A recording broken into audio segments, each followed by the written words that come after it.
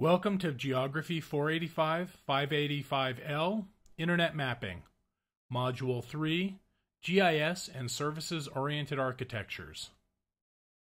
This week we will be stepping back from the more detailed approach that you've been taking in working with the actual design and implementation of individual web pages to display maps using the Google Maps API to a higher level discussion of some general GIS concepts and a discussion of services-oriented architectures and interoperability standards that play a significant role in those architectures.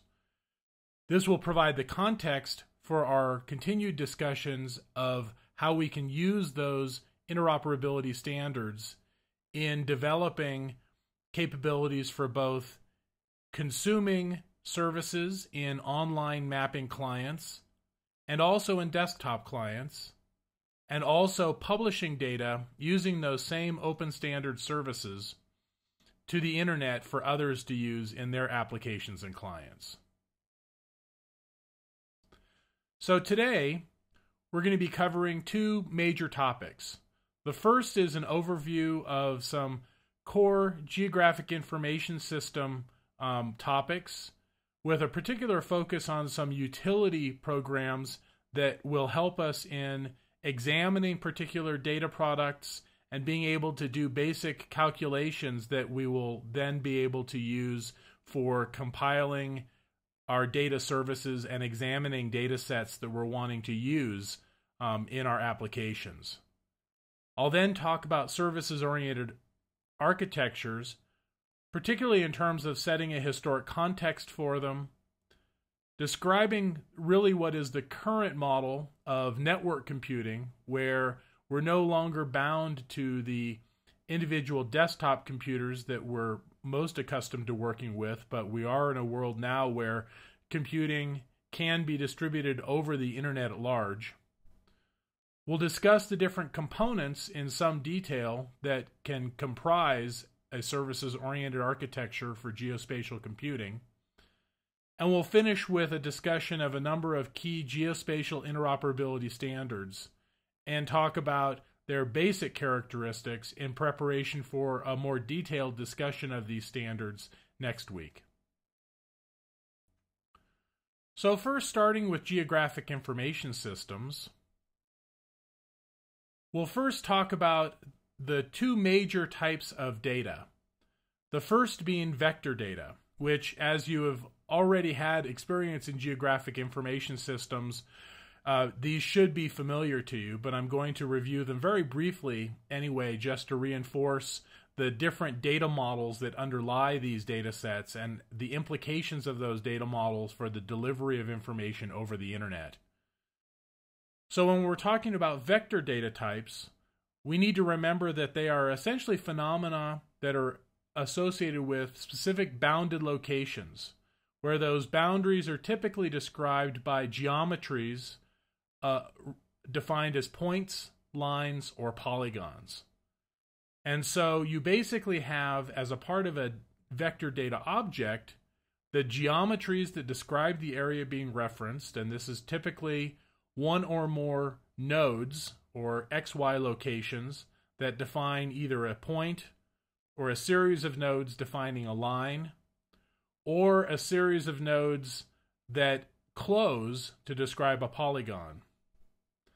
So you have a geometry that is a series of nodes. You also have attributes that are typically associated with that geometry that you've defined. So it's not just a location, but it's actually characteristics as encoded in a set of attributes that are also linked to that location.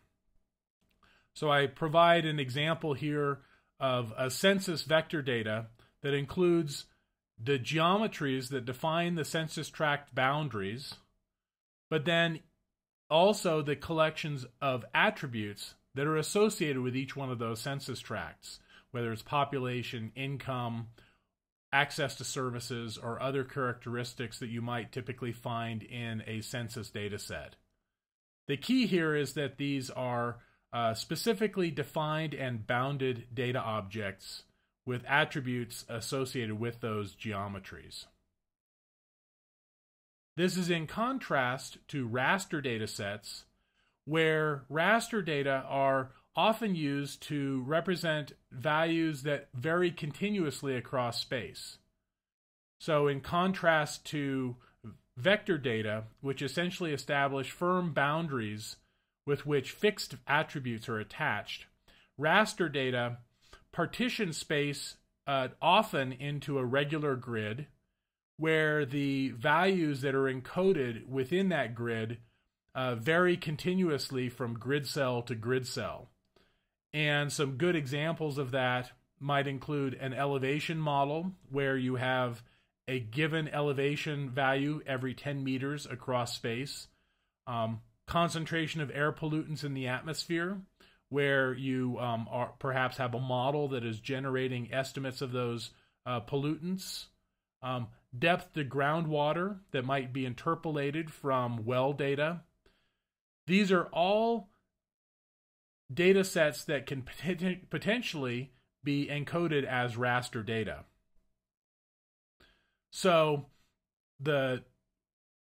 another key aspect of raster data is that they are often parts of data collections that are repeated, where one good example of that is remote sensing or satellite imagery collections, where you have satellites passing over a given area repeatedly, and you have a series of images collected by those satellites that are available for repeated observations over that area, where those data are available in a variety of raster formats.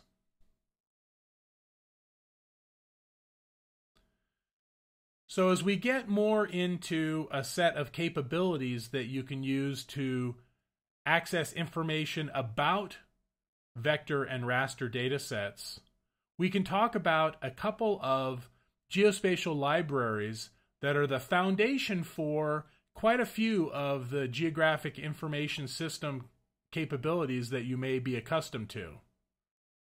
So the two that we're going to discuss here are OGR, which is a library for accessing vector data sets, and the Geospatial Data Abstraction Library, or GOODLE, which provides access to raster data sets. Both of these are open source libraries that provide the foundation for developers or software programmers to develop their own software. And these libraries allow those developers to be able to read and write and process a wide variety of geospatial data formats, whether they're vector or raster. There are also a number of useful utilities that have been built using these libraries that we will be using to examine various data sets as we are working on the process of publishing data using interoperability standards later in the class.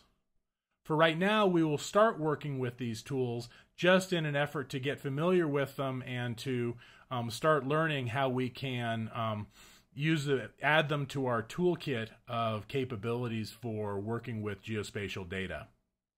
At the bottom of this page, we have links to the home pages for both libraries, which provide pointers also then to the utility programs that are associated with those libraries.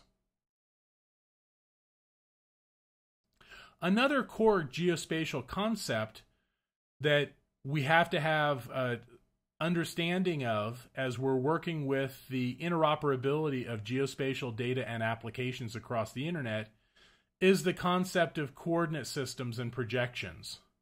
Because as you've learned in previous work with geographic information systems and geographic data in general, that any mapped representation of geographic data is necessarily a conversion of those locations from a three-dimensional spherical coordinate system or oblate spherical coordinate system that represents the surface of the Earth to some sort of corresponding two-dimensional representation on a map, where those representations necessarily require some sort of modification of the spherical coordinate system to an alternative representation.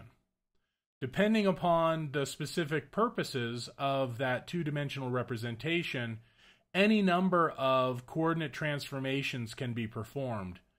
And many coordinate transformations and map projections have already been developed, and you have access to those through a number of tools.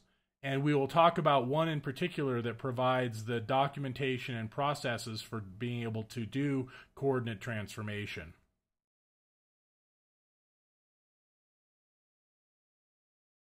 One system that has been developed for essentially providing a shorthand for the representation of coordinate reference system is a set of codes that have been developed by the European Petroleum Survey Group, or EPSG, where these are numeric codes that are a shorthand for the parameters that define the mathematical transformation from one coordinate system to another. And there's an online version of the registry and a downloadable database of the registry and the EPSG codes available from the links in the slide. The one thing to keep in mind is that this is a foundation for many of the GIS applications that you're already working with in terms of the potential support for these codes as shorthand for what can be complex definitions of coordinate transformation systems.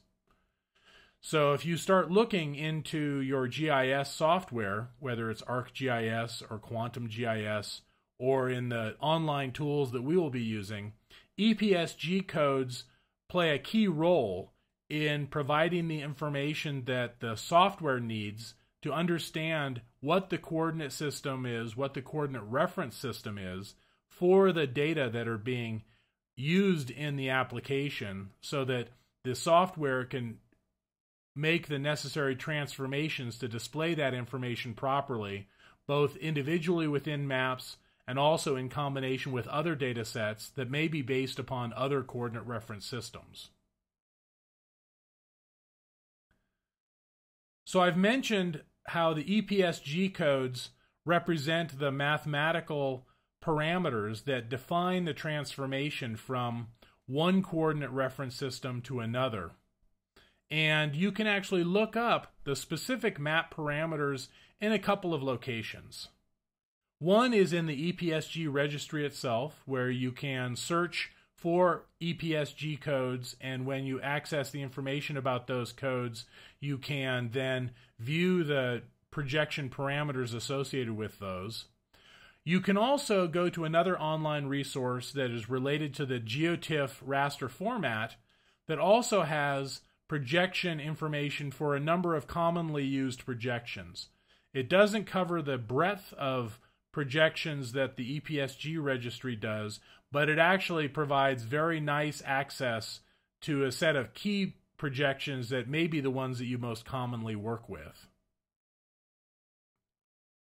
So if we look at the EPSG registry, you can see they have a basic search interface that allows you to type in the name or the type of projection and even an area where the projection might be applicable, as many coordinate reference systems or projections are developed with a specific definition for a given location.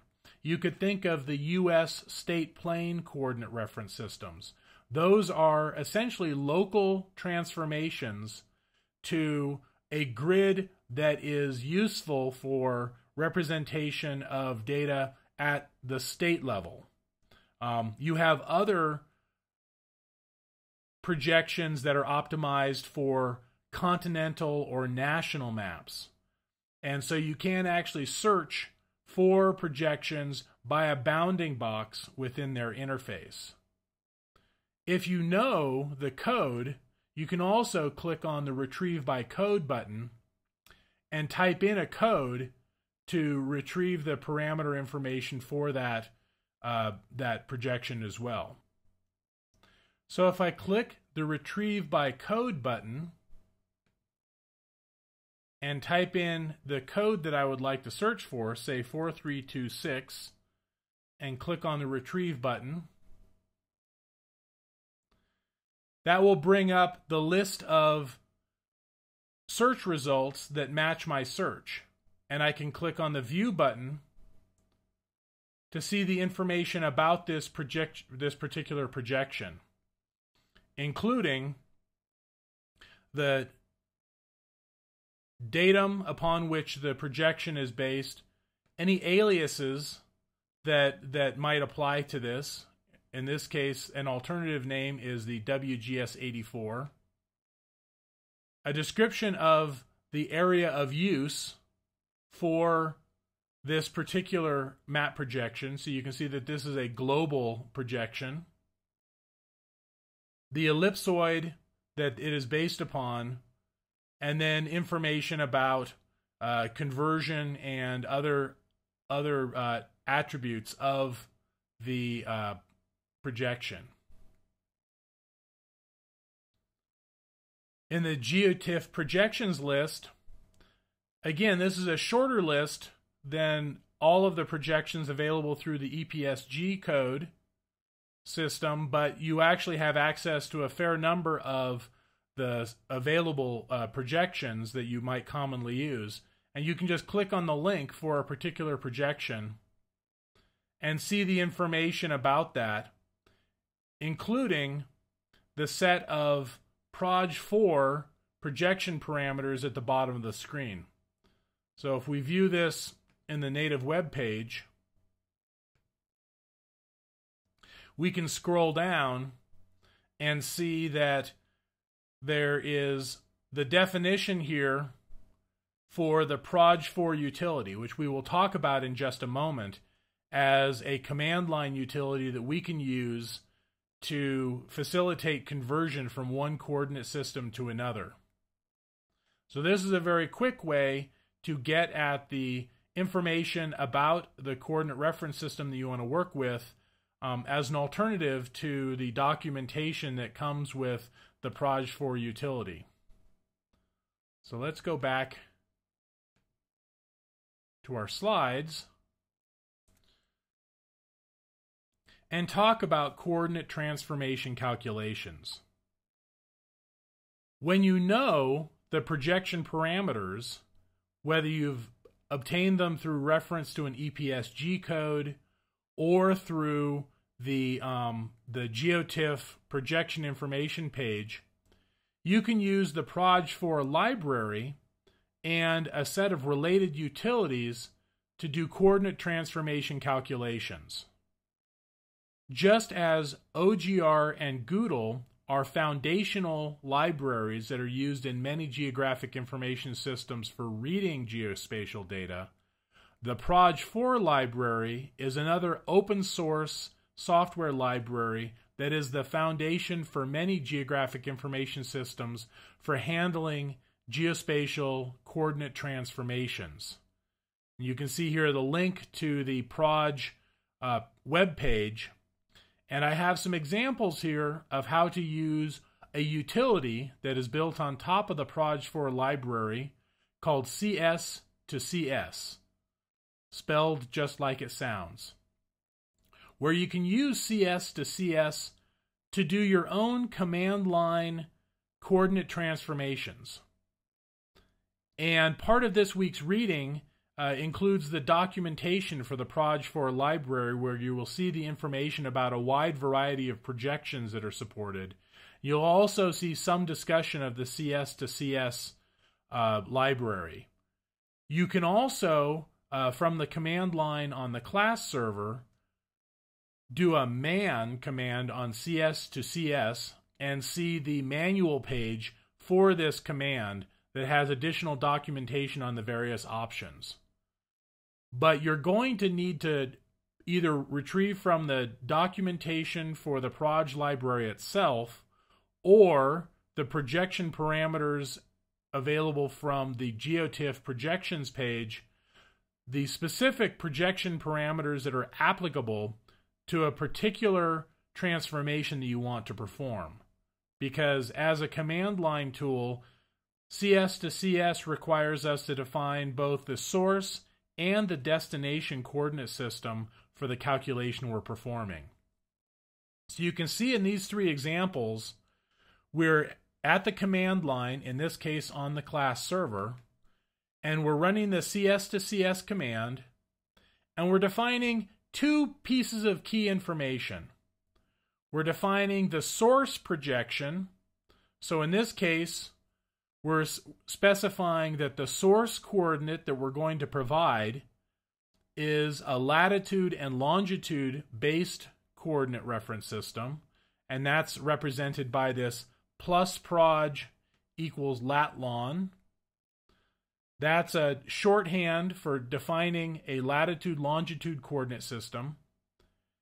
And we're also defining the datum for that source coordinate as being related to the North American datum from 1983, or NAD 83. So this is our definition of our source coordinate that we're going to then be converting. We know that we've reached the end of the definition of the source when we add this +2 parameter. So everything before that relates to the source. Everything after that relates to the destination, or what we're wanting to convert the coordinate to. In this case, we are converting that latitude and longitude based on NAD 83 to a UTM coordinate, as we see here defined by plus proj equals UTM.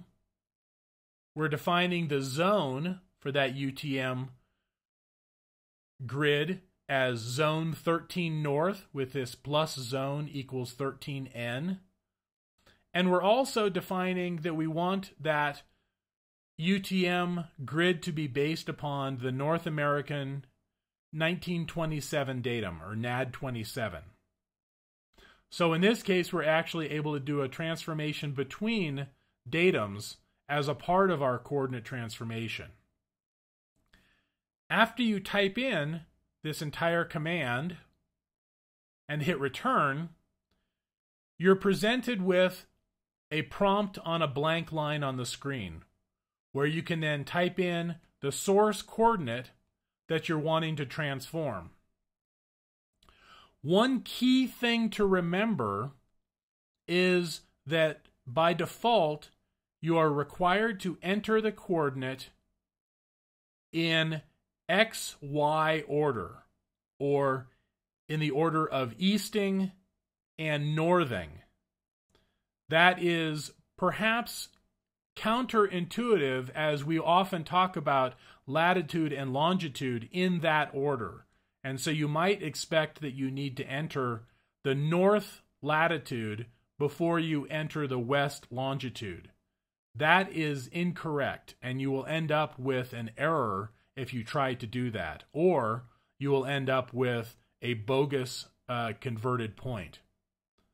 There is an option on the command line where you can specify that you will reverse the entry of the points, but I suggest you just go with the default. The returned value that you're going to get is also in XY order, or easting then northing. So once you enter your, in this case, latitude and longitude values in longitude-latitude order, you hit return, and you will then receive the output of the corresponding UTM coordinate. You will then actually be given another blank line where you could enter a second longitude and latitude pair, where you could hit enter, and you will then receive another corresponding pair of UTM coordinates. And you can continue this until you're done with a list of coordinates that you need to transform. To get back to the command prompt, you need to hold down the control key on your keyboard and hit C. That's what that little caret sign and C represents at the end of my first sample command here. That again represents holding down the control key on your keyboard and pressing the C. That terminates the current CS to CS command and takes you back to the command prompt, where you could potentially add a new command, as I've done here, where this is another CS to CS command. In this case, I am again converting latitude-longitude coordinates. This time I'm specifying a datum of WGS84, which is the common datum used by most global positioning systems as the default datum for the latitude-longitude values coming out of those GPS systems. And we are going to, in this case, be converting those to UTM Zone 13 North for the NAD83 datum. Again, using those same parameter names, plus proj equals UTM, plus zone equals 13N, plus datum equals NAD83 to define the destination. I have here entered again the source, latitude, and longitude. Again, in the order of longitude and latitude, thinking X, Y. I've hit enter and then received the corresponding UTM Zone 13 North NAD83 datum-based coordinate in, again, easting and northing order. We can also do what you might think of as reverse transformations, and that's what this third example illustrates.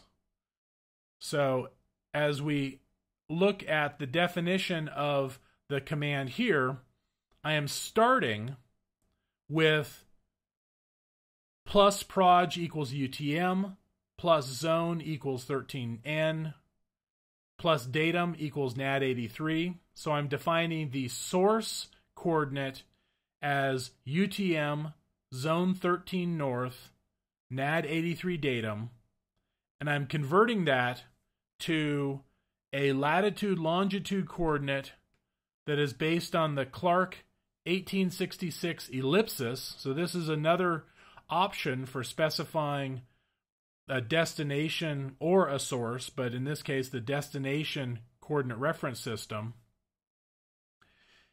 And we can see after I hit enter, after typing that command in, I'm given a blank line where I could then type in my source coordinates. In this case, these are the same UTM coordinates that I previously calculated, but you could type any coordinates in. Again, in easting and northing order, X and Y. And then I am returned the corresponding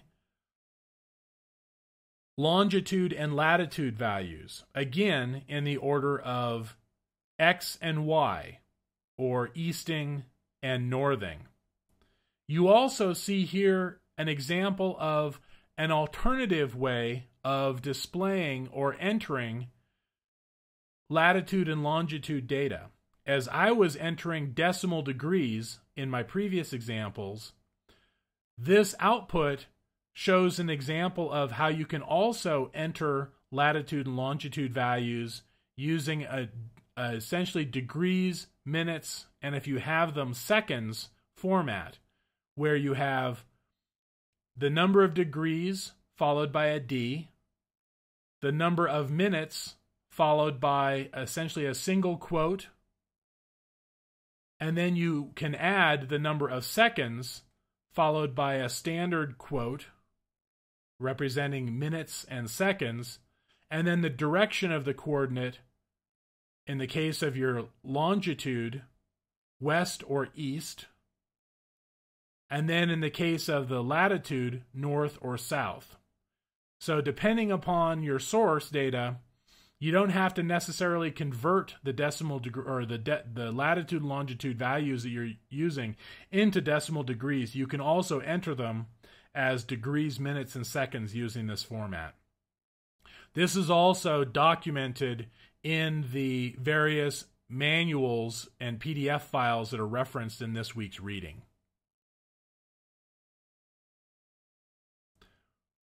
So let's change gears now and move away from sort of some of the nitty-gritty utilities for handling some of the geospatial data sets that we will be working with, and move on to some of the concepts related to services-oriented architectures and interoperability standards. So first, let's look at a little bit of a historic context. In the mid-40s, the ENIAC system was developed as the first general-purpose electronic computer that was programmable but couldn't store programs. You might think of this as the first personal computer because it actually required direct interaction from the user to essentially wire the program into the system to execute any particular function that needed to be run. And so this was not a shared system. It was an individual computer that was operated from within the room that it was stored.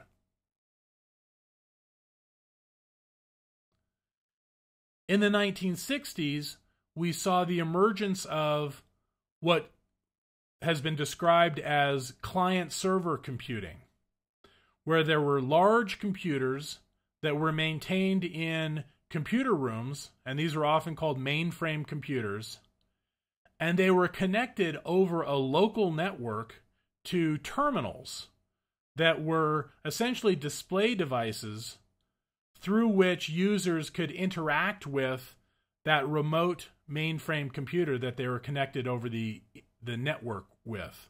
So we have some illustrations of a couple of different types of terminals or teletypes that were some of the early systems that were used to interact with these mainframe computers that were physically separate from the terminals where users worked and interacted with those computers.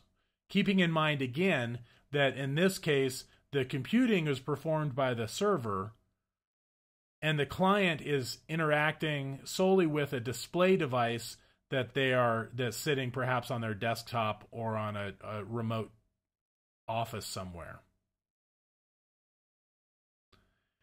In the 1970s, we saw the emergence of personal computers, where essentially instead of a computer sitting in a server room somewhere and being accessible through a terminal, the computational capabilities of personal computers were actually embedded within those devices. So these personal computers were self-contained computing platforms that could run a variety of operating systems and applications in isolation from other computers. And so instead of just a terminal that depends upon interaction with a remote mainframe for the processing, personal computers allowed for local and individual processing and configuration. As the personal computer model evolved, there were some environments where local networks were established so that those personal computers could share some data and information with each other. And there were then hybrid systems in which there might have been file servers that those personal computers connected to so that there was a common space where, say, printers or shared files could be located, but still the processing is done by the personal computers that are a part of that local network.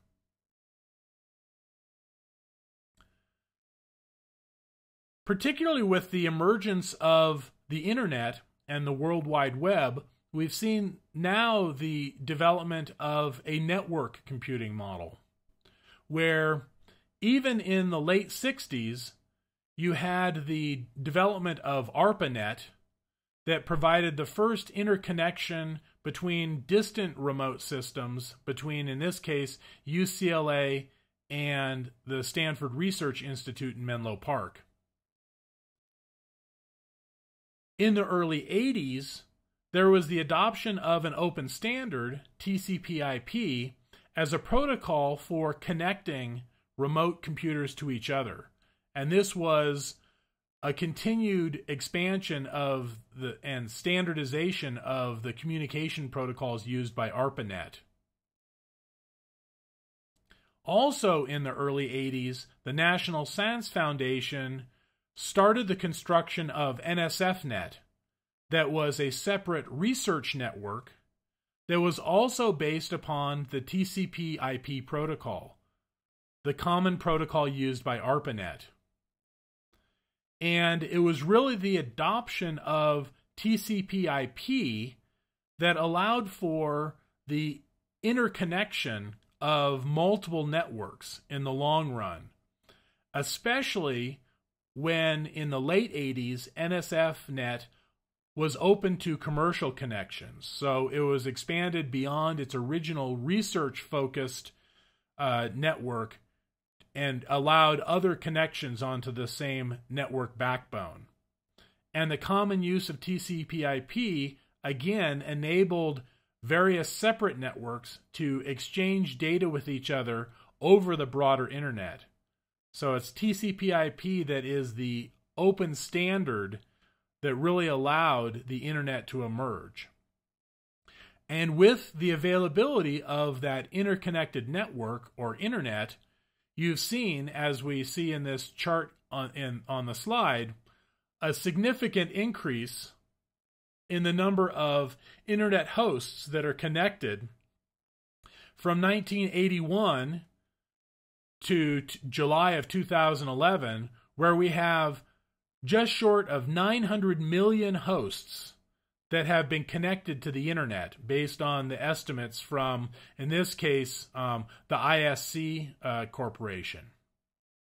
So this is just under 1 billion individual internet hosts or internet addresses that have been tabulated as being connected to the internet in 2011. That's a phenomenal number of connected devices and opportunities for the exchange of data and information between systems over this global network. So, as we try to encapsulate this concept, we can think about the current network computing model consisting of components interacting with each other, where what we want to do is talk about what components are and what does it mean to interact. And in the context of our internet mapping topic, what are the components that contribute to the exchange of geographic information over the internet, and what is the nature of that interaction? What standards or protocols are most appropriate for exchanging data and information across the internet in the context of geospatial data? So as we think about components and interaction, we'll start with this concept of a services-oriented architecture, where a common architectural model that has emerged for geospatial data and processing includes essentially 3 tiers, as you see illustrated on the right-hand side of the slide. At the bottom, you have a data tier that consists of systems that are optimized for managing, storing, and making available data, and in our context, geospatial data. We then have a processing tier in the middle of the diagram that provides a capability to actually do a number of transformations or analytic processes on products coming out of the data tier. And then finally, at the top of this diagram, we have the client tier, where many of the applications that we are accustomed to working with are found, whether they're desktop GIS applications like ArcGIS, whether they're web-enabled applications like Google Earth or Google Maps or custom web applications, or whether they're actually other machines out on the internet that are running their own applications and using interoperability standards to access those data that are published from the data tier. This conceptual separation of our architecture into separate tiers allows for a significant amount of flexibility in how we expand the capabilities of the system and evolve the system, as traditionally the rate of evolution in these tiers is often quite different, where in the data management tier, the core models for managing data tend to change relatively slowly. The file systems that we're using for organizing files on hard drives, the database systems that we're using to store structured data, the file formats that we're using, all tend to change fairly slowly. The processing requirements, represented by capabilities in the processing services tier, tend to evolve at a moderate rate as new requirements emerge, new statistical methods are developed, new transformation needs are defined. Those processing services certainly change more rapidly than the underlying systems that we use for managing data. Finally, in the client tier, we have incredibly rapid change, where there are constantly emerging new methods for visualizing or interacting with geospatial data and other information. By having an architecture where these tiers are separated from each other and connected only through interoperability standards and services, we actually allow for these differential rates of evolution of the different tiers through being able to modify individual tiers without necessarily disrupting or having to redevelop capabilities in the adjacent tiers. So, for example, if we have an underlying data model, a database that we're using in the data tier, and we're publishing that using a set of services, if we change databases, the processing services and clients that are accessing those data don't necessarily have to be changed at all if we don't change those service interfaces that those other systems have been using to access the data. And we'll be talking about that more in the coming weeks as we see examples of the Open Geospatial Consortium interoperability standards that are really the core of the internet mapping theme that we have for this class. And the key OGC, or Open Geospatial Consortium standards, that we will be focusing on the most here are Web Map Services, or WMS, Web Feature Services, WFS, and Web Coverage Services, WCS, represented by the blue arrows in the diagram on the right. Another set of standards that are applicable in these services-oriented architectures are a set of geospatial metadata standards, with two core sets of standards being of greatest interest here. The first being the International Standards Organization, or ISO 19115 family of standards, that is the current international standard for documenting geospatial and remote sensing data, and also the U.S. Federal Geographic Data Committee, or FGDC, content standard for geospatial digital metadata. FGDC is the most commonly used standard for much metadata that's available for US data sets, but there's an ongoing effort to transform FGDC metadata into ISO 19115. While we won't be working directly with metadata standards in this class, these are absolutely standards that you should be aware of, as they are the core documentation that is required for discovering geospatial data over the internet, for documenting their suitability for particular use, and also, eventually, depending upon the content of those metadata, facilitating automated processing of geospatial data using services. There's another family of internet standards that are also key, and we've worked with some of them already in terms of the web standards of HTML, cascading style sheets or CSS, and JavaScript. Another standard that we haven't worked with yet, but we will be seeing examples of, is Extensible Markup Language, or XML, which is a way of representing structured information as a text file that can be exchanged over the internet, and that is somewhat readable by humans, but very readable through a variety of applications and software tools by machines. So it's a way of exchanging data over the internet in a structured way that is very efficient for web application development and also metadata representation.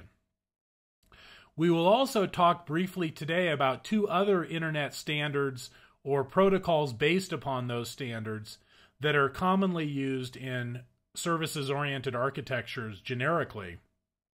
One is the Simple Object Access Protocol, or SOAP, which is a standard for defining the interactions between computer systems over the internet, that is a very powerful system that is used by many large enterprises for enabling remote interaction between systems.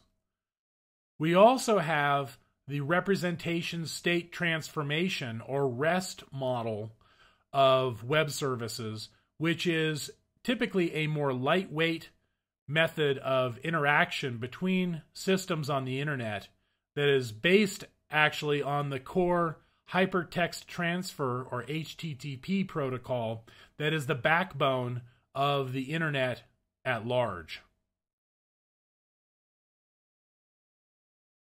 As we begin our discussion of the components of a services-oriented architecture for geospatial data and information, we first want to discuss the individual components that comprise the content of the different tiers that I just described.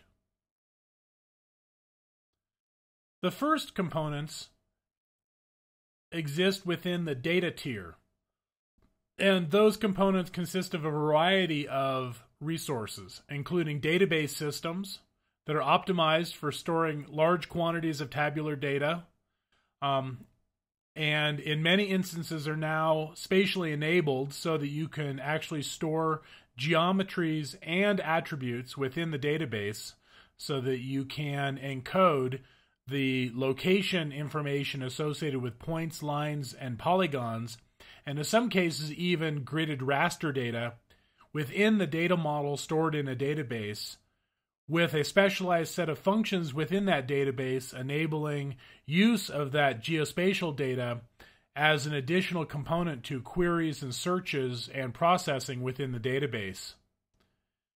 Many databases have adopted a standard query language known as structured query language, or SQL, that is common across a variety of databases. So if you gain familiarity with SQL, you're actually in a position to work with a variety of database applications, as there's a common language that is used by those applications.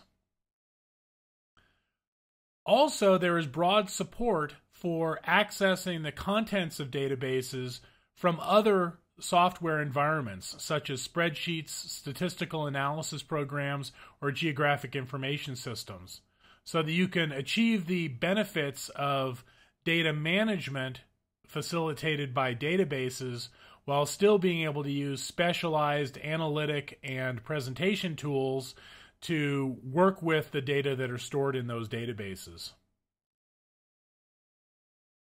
Other data components include file-based data that are often stored on a local file system, and in some cases are data that are otherwise difficult to represent within a database structure. For example, some documents or other data that are stored in binary formats where, yes, you can put those binary objects in the database, but you perhaps can't make very effective use of them when they're stored in the database. And those file-based data may be in a wide variety of formats, whether they're in XML or extensible markup language, as other ASCII text formatted files, comma-separated values, or tab-delimited data, binary files, as I've already mentioned, Excel spreadsheets or other binary document types like word processing documents, or even some geospatial data, and imagery and raster data are one good example of that, where there are often good arguments to be made for storing those data outside of a database as opposed to having them embedded within the database. Finally, another element, especially as we're talking about this networked environment within which we operate, are remotely accessible data. So instead of having data that are stored within a local database or a local file system, you may actually have within your data tier pointers to data that are stored outside of the local server platform or system.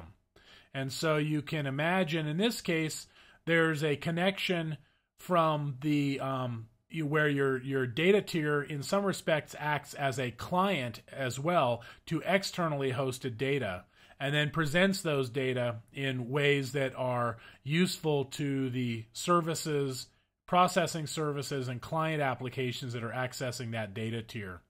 So you get a bit of a circularity that you can see in some of these models where you have data management activities within the data tier that actually are making use of data services published by other data systems.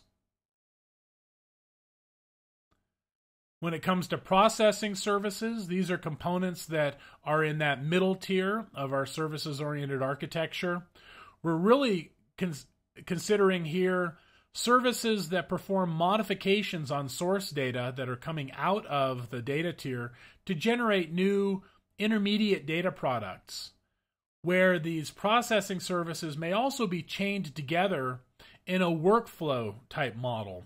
And you can think of this if you've worked, for example, in Model Builder in ArcGIS, or if you've worked in other workflow generation software, as each of the components in a particular model or workflow possibly representing an individual processing service that you've been able to link together through the exchange of data between them. And this relates then to the concept of the output of one processing service possibly being used as the input to another one. So this is again that concept of chaining services to accomplish a larger analytic or processing goal. Processing services may be simple OGC services, say web map, web feature, or web coverage services. Those could be considered processing services in many respects, but they may also be more complex data processing, analysis, or visualization services that might include, for example, the extraction or subsetting of large data sets based upon criteria that the user provides as a part of an interface, the generation of a map from a collection of data, so it perhaps might bring data together from multiple sources and generate a composite product, a map representing those data.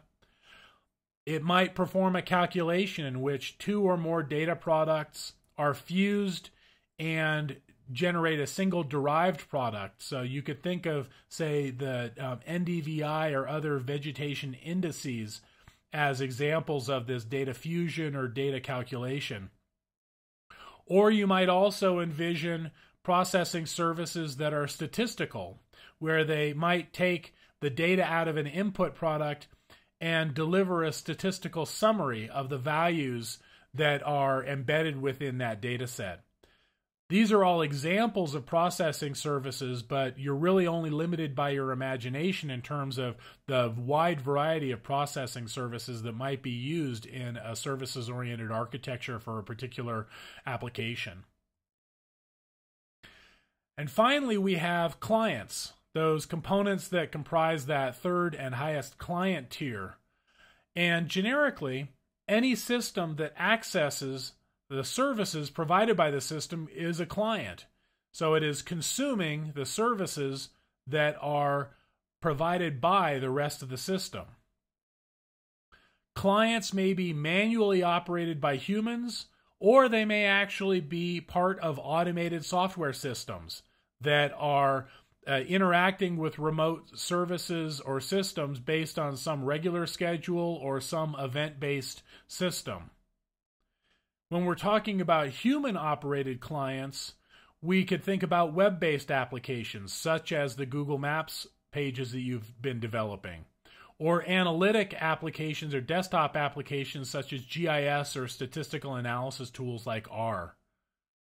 When we talk about machine clients, we can imagine data processing services that basically access data or the products of services and then actually generate new products based upon the interactions with those remote systems to generate new products or services that those machines are publishing.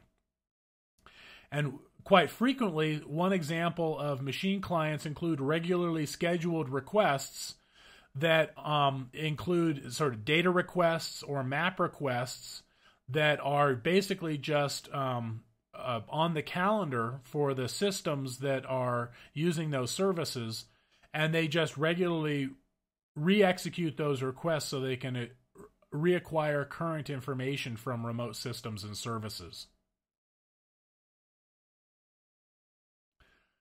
So finally, we can talk about the glue that connects these various components together, because they don't operate in a vacuum, but instead have to be linked to each other using some methods of communication between the different tiers.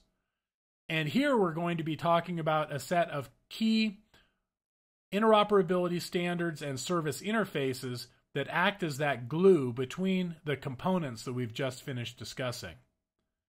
And we're going to start with the set of standards out of the Open Geospatial Consortium, the primary standards organization for geospatial protocols and data formats. So when we're talking about OGC standards, or Open Geospatial Consortium standards, we're really talking about two classes of standards in the context of our work. The first is Geospatial Product Access Standards, and the second is Data and Representation Standards. So when we're talking about Product Access Standards, we have three key standards that we're working with here. Web Map Services, or WMS, Web Feature Services, WFS, and Web Coverage Services, WCS. Also, when we're talking about data and representation standards, we're talking about geography markup language and KML. And the difference between these two families of standards is that when we're talking about product access, we're really talking about the definition of how systems interact with each other to obtain different products. So in the case of these product access standards, they define how requests to remote systems should be structured and formatted, and how the responses of those remote systems should be delivered back to the requesting systems. In contrast, the data and representation standards are really just that. They are ways to encapsulate data and information in particular formats or containers that may be exchanged as a result of one of these product access standard requests, but the data and representation standards relate more to the format and content model for the data being exchanged between the systems. So when we're thinking about the different OGC service models for the access standards, and we're talking about web map, web feature, and web coverage services here, this illustration highlights the different products that come out of the three different access protocols. So if we start with the web feature service on the left, we can see that that web feature service may be based on locally stored file-based vector data. They may be based on other geospatial data services, or they may actually even be based on a database. But the key is that there are typically vector data that are going into a web feature service, where that web feature service is a data delivery service. It's a service that actually delivers the geometries and their associated attributes. And you can see that at the top, in the top green box, where there's a vector geospatial data product that is one of the outcomes of a request with a web feature service. Other types of products that can be delivered by a web feature service include an XML representation of a feature description, an XML capabilities document, where this is actually metadata or documentation for the service itself that provides information that a client application can use to configure itself to interact with that web feature service, or an exception document, which is a formatted document that essentially delivers an error message if an incorrectly formatted request is submitted to the service. Those are the four primary products that come as a result of an interaction with a web feature service. A web map service, in the middle of the diagram, is a different type of service where it delivers an image of geospatial data. So you could think of it as a picture of the data as opposed to the actual data values themselves. So as an example, you might have a source data set that is a digital elevation model for the entire state of New Mexico. That digital elevation model might consist of tens of millions of individual elevation values and might be stored in a very large multi-gigabyte file. A web map service request to that elevation model for that elevation model might deliver an image, a map image, that may only be measured in kilobytes in size. But that map image can provide a picture of what that elevation model looks like for the entire state without having to transfer all of the elevation data to the client to force the client to render it as a map image. Web map services are incredibly efficient for providing access to very large collections of data as very small and compact pictures of those data into especially web mapping applications or other desktop mapping applications that just need the images, not the original data. Web map services can also provide feature information. So there's a request that you can submit that will return sort of a poor man's query for the underlying data. Web map services also can deliver an XML capabilities document. And as you're seeing, this is a common capability across all three service interfaces, or an exception document as a response to an incorrectly formatted request. Finally, web coverage services on the right-hand side of this diagram are another data-focused client service, where web coverage services were originally defined and optimized around the delivery of raster geospatial data. So, for example, GeoTIFFs or other gridded data sets. And in the case of web coverage services, like web feature services, you're actually delivering the values associated with the locations in that raster, as opposed to just the pictures of the data that would be provided by a web map service. In addition to the raster data set itself, you can also retrieve two different types of documentation or descriptive information about the available data sets. One is an XML description of a coverage. So this is additional metadata about each available coverage or data set within that service. Again, the XML capabilities document, that's the high-level service metadata for the system. And finally, also an exception document reporting any errors that were generated as a result of a request to the service. So let's briefly talk a little bit more about each of these services individually. Web map services, as with web feature and web coverage services, use the Hypertext Transfer Protocol, or HTTP, request model, where they're required to support what is called a GET request, which is essentially a URL that you could type into the address bar of your web browser. They can optionally support an HTTP POST type request, which is the type of request that is often submitted to a remote system when you fill out a form on a web page.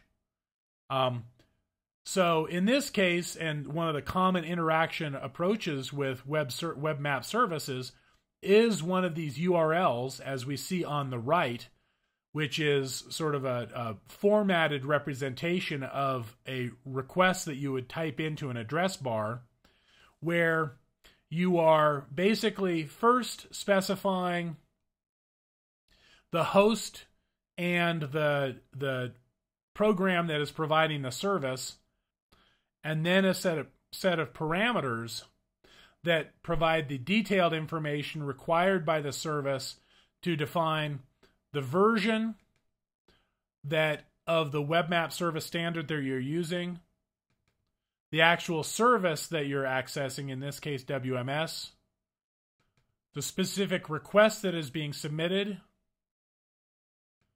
the spatial reference system of the request, where in some version this is replaced with CRS for coordinate reference system, depending upon the version of the standard that you're using. In this case, we are referring to that by EPSG code. The format of the map image that should be returned, in this case a JPEG image. Any styling that should be applied, so if there are advertised styles for the maps to be generated, you can choose one by name. The available map layers that are hosted by the service that you would like displayed in the map. Whether or not the background should be rendered transparently. The width and height of the map image to be returned. And the dimensions of the bounding box for which you would like the map image to be generated. We will cover this in more detail next week, but this is just an example of what one of these requests look like. And this is an example of the map image that is a product of this request being submitted to the server.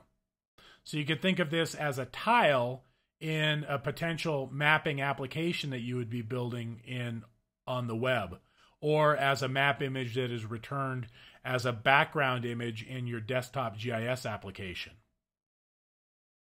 The types of requests that can be submitted to a web map service include a get capabilities request. This is a common request across all three standards. That is essentially a request to ask it to return the metadata for the service, all of the information that you would need to communicate effectively with that service. a get map request, which, as you might expect, is the request that you submit to obtain a map image, and then a get feature info request that is a request that will return information about a particular feature that intersects a location within a map image that you've specified. So in terms of what you will get back in response to any of these requests is you will get back mapped data. You will, in some cases, get back an XML capabilities document or a set of feature attributes. And one key capability for Web Map Services is also the support for time-based requests. As I was talking earlier about some data sets being representative of repeated observations through time, Web Map Services provide a very efficient way to drill down to a particular point in time in a collection of data that may represent many observations through time. Web Feature Services also require either an HTTP GET or POST, with much of the examples provided in the documentation focusing on the POST style of request. And given the complexity of the request model, the POST request model is often a better one to use. In all of our work with Web Feature Service requests, short of the requests for the metadata about the service, the only other Web Feature Service requests that we will be working with are ones that are generated by our client applications in interacting with remote Web Feature Services. The request that you can submit to a Web Feature Service is a longer list than for a Web Map Service, given the additional capabilities of the Web Feature Service. There's first, again, a Get Capabilities request, which is the key request that you will always need to have access to be able to know how to interact with the service. There's an additional metadata request called Describe Feature Type that drills down into the documentation, the information about the service, to get a little bit more information about a particular feature type within the service. There's a Get Feature or Get Feature with Lock request that actually retrieves a specified feature from the service. So this is the geometry and its attributes. There's a Get GML Object request that is specifically targeted on retrieving a geography markup language formatted object, data object from the service. A lock feature and transaction request. Those are both related to an optional feature of Web Feature Services where you can actually do transactional interactions with a Web Feature Service to check out features, possibly modify them, and check them back in. This is a higher level feature that is optional in the system, but it's one that, when implemented, allows for distributed updating of vector data sets using the Web Feature Service standard. In terms of the products that come back as a result of interaction with the Web Feature Service, we have typically XML or GML type products as data objects, and then we also have XML capabilities and feature data that are also returned as a result of a WFS request.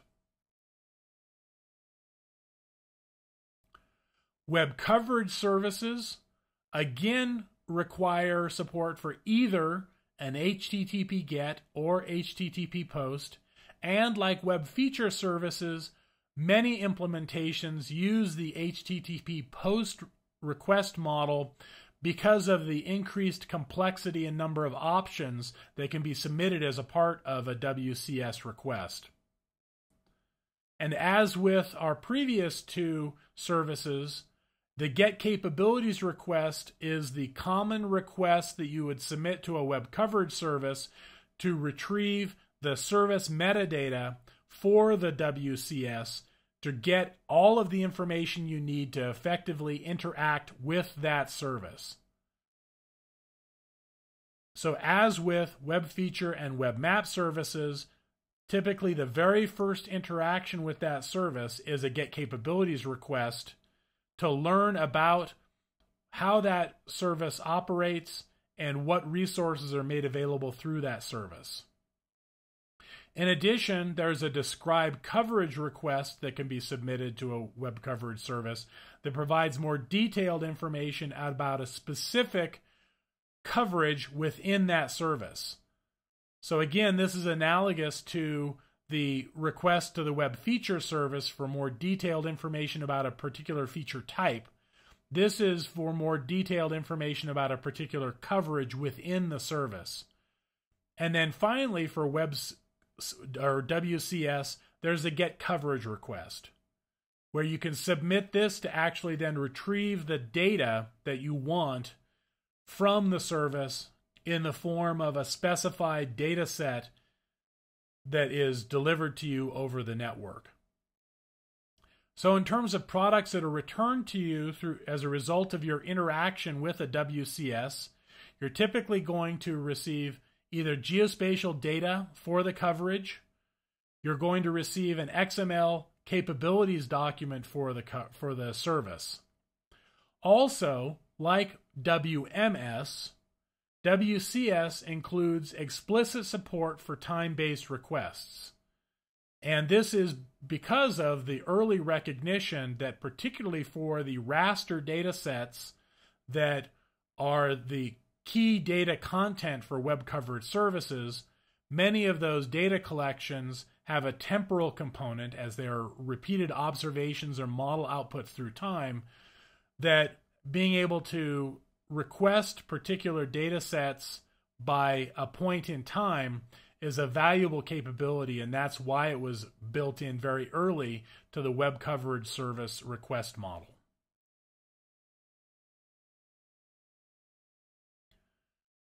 So as we've now finished with the access protocols, and now we can finish with a discussion of our data and representation standards. The first being the geography markup language, or GML, where GML is a grammar in XML, extensible markup language, which, as I described earlier, is a structured data model that you can define for any given application that is machine readable.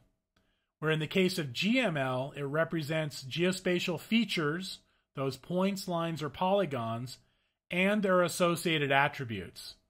So this is a way of encoding all of that information in a standardized machine-readable format that can easily be exchanged over the internet.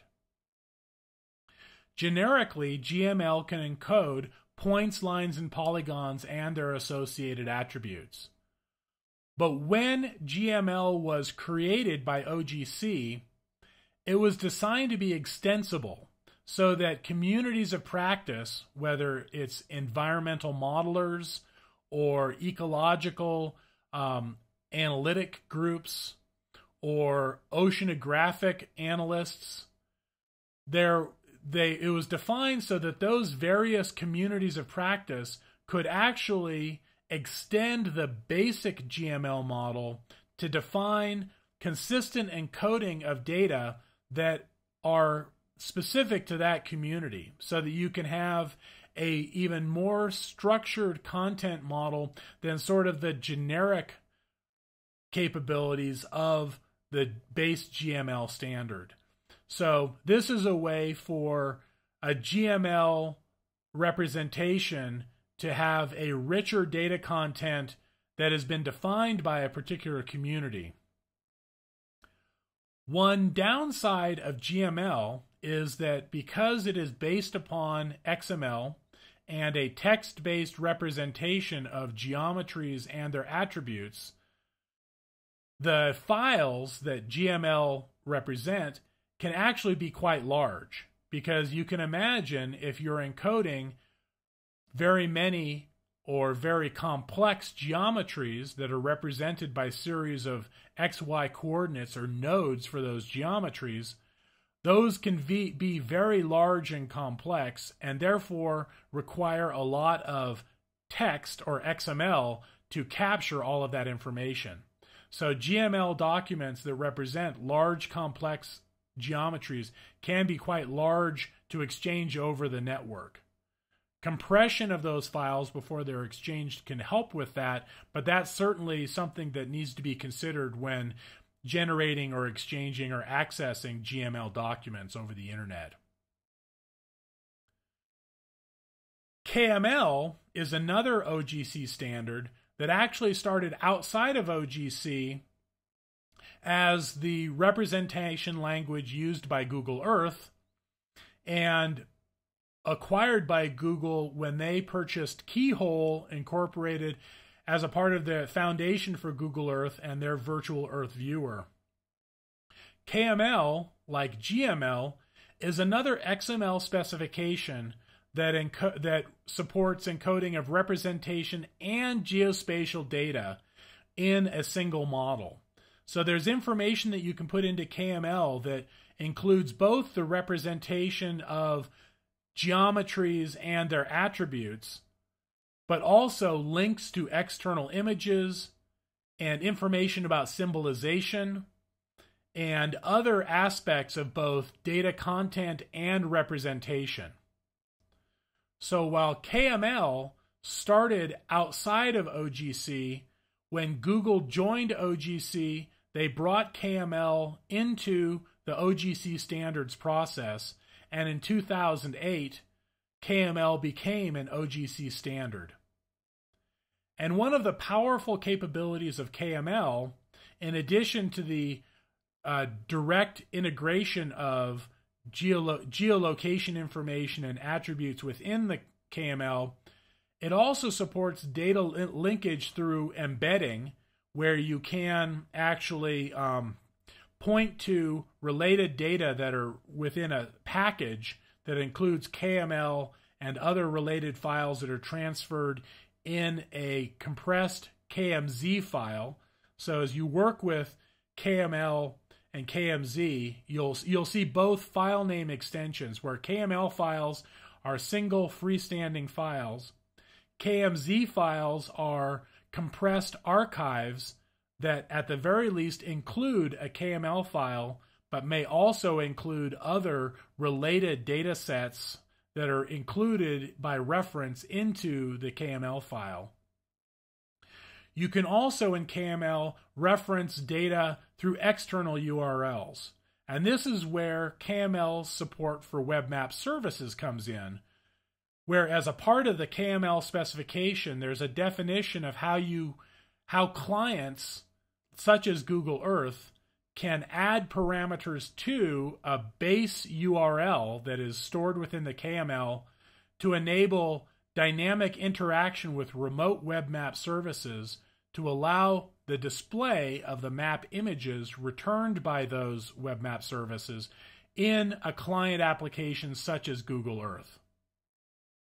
Finally, part of the KML model includes support for the representation of time, where there are still some limitations in terms of the time model, but essentially any of the objects that you create in KML can be linked to particular points in time or spans in time. And if a client application supports that aspect of KML, you will often be presented with an interface element such as a time slider, as you see in Google Earth, that allows you to selectively display those objects as you move this interface element through time.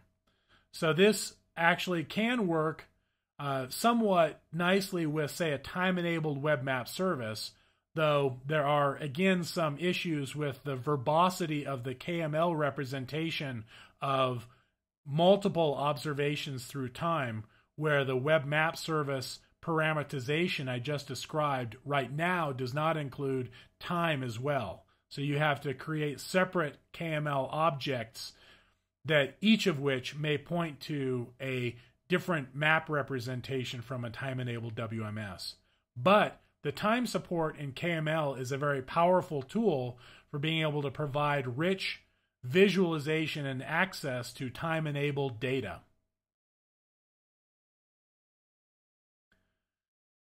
The other very nice thing about the OGC standards is that they aren't just an abstract set of standards, but instead have been very widely implemented, with the different standards achieving certainly differential degrees of adoption. The Web Map service, depending upon the version, has as many as over 400 current implementations. Web Feature Services up to 172, with a much smaller number of transactional Web Feature Service implementations, as I was describing that as an optional capability within the standard previously. Web Coverage Services remain a much smaller set of implementations, but those numbers are growing as well.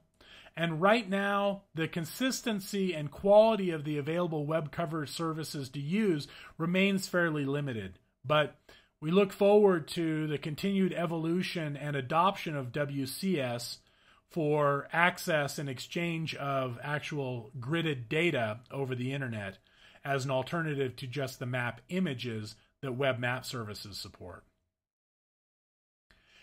The implementation for KML continues to grow, as there are now 44 implementations of the version 2.2 of the KML standard.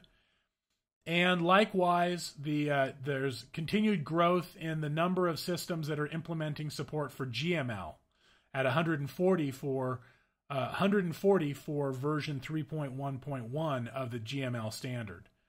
This is all a way of suggesting that these standards each have a niche role to play in the exchange of geospatial data over the internet. And the broad implementation of these suggests that the tools that you're using already may support these standards and you may not even know it. So for example, ArcGIS supports all of these standards in one form or another. There are other open source geospatial applications that we will work with in the upcoming weeks that also support these standards. There are also internet mapping frameworks that support these standards that we will be working with later in the semester as a means to use these standards to develop client applications. This is in contrast to the more proprietary API that we have been working with Google Earth, where that is completely controlled by Google and the evolution of that is defined by Google. We will be working from this point forward with open standards that are defined and managed by a community and applications and tools that make use of those open standards. So in summary, as we're talking about the OGC standards, we can look at our access standards of web map services representing the visualization of geospatial data, and our web feature and web coverage services both focusing on the delivery of geospatial data, where web feature services typically deliver the points, lines, and polygons, the vector data, and their associated attributes. And web coverage services are typically designed to deliver raster data, but are not necessarily limited to raster data. Both of which are usable in other applications. When we talk about data exchange and representation, GML is a general purpose XML schema for the representation of features and their associated attributes, with the key capability of also being extensible by different user communities for encoding of more detailed or community-specific information in a consistent way. KML, on the other hand, is also an XML schema that allows for the combination of both data and external data and representation information that may be used by client applications for visualization. And so KML is a way to sort of encapsulate both data and information about how those data should be displayed in a single format that is now supported by a number of applications, including Google Earth, NASA's Whirlwind, and a wide array of desktop GIS applications and online mapping tools. So finally, we have a very brief discussion of some other standards that you should at least be aware of, because you're likely to encounter references to them in the context of web services in general. And those are the Simple Objects Access Protocol, or SOAP, which, as I mentioned earlier, is a very robust and powerful family of standards that define the exchange of data between systems over the internet, where there are standards within the family that define models of encryption, authentication, data format, transfer. There are a whole set of related standards that SOAP uses that many large corporate web services backbones, if you will, make use of.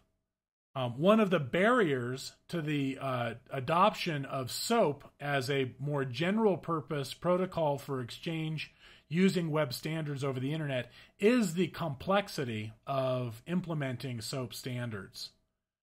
As a result of this, the representational state transfer model has emerged, which is a much simpler model that is based upon the standard request and response approach used by the Hypertext Transfer Protocol, the same protocol that has enabled the broad spread of the World Wide Web as a platform for both human exchange of information, but also machine-to-machine exchange of information. In both cases, the standards have come out of international bodies, international standards organizations, where SOAP came out of the World Wide Web Consortium as a recommendation for encapsulation of messages within HTTP and other protocols. So it's not limited only to HTTP, though many SOAP implementations do make use of HTTP. And then REST is an interaction model that is based strictly upon HTTP, which came out of a request for comment document generated by the Internet Engineering Task Force, and where it essentially uses the various request and response types, the HTTP GET, HTTP POST, and others that we've talked about as a part of the request model for some of the OGC services. REST takes advantage of all of the components of HTTP to basically use that as the backbone for the communication of requests and responses in a structured way between machines over the internet. And it's through the REST model that many current web applications are based, where they have found that it's much more straightforward to develop and execute interactions using the straight HTTP protocol than to implement the more robust and complex SOAP standard. So while we won't be directly working with either SOAP or REST in the course of this class, it's good to at least be aware of the existence of these standards and models for interaction over the internet, as again, you're likely to encounter references to them as you look at various web applications and APIs that are published by different service providers. So that does it for this week. Hopefully you've gained a greater understanding of some of the utilities that we will be using to work with specific geospatial data sets and coordinate reference systems, the basic concepts of services-oriented architectures and how the separation of components into separate tiers can help streamline the implementation and evolution of geospatial information systems, the roles that the different OGC standards can play in those services-oriented architectures for the exchange of both visualization and geospatial data over the internet, and finally have at least an initial understanding of what the SOAP and REST service standards are, so that if you encounter them, you will have a greater understanding of how they might fit into the context of a services-oriented architecture-based system. So thank you, and goodbye.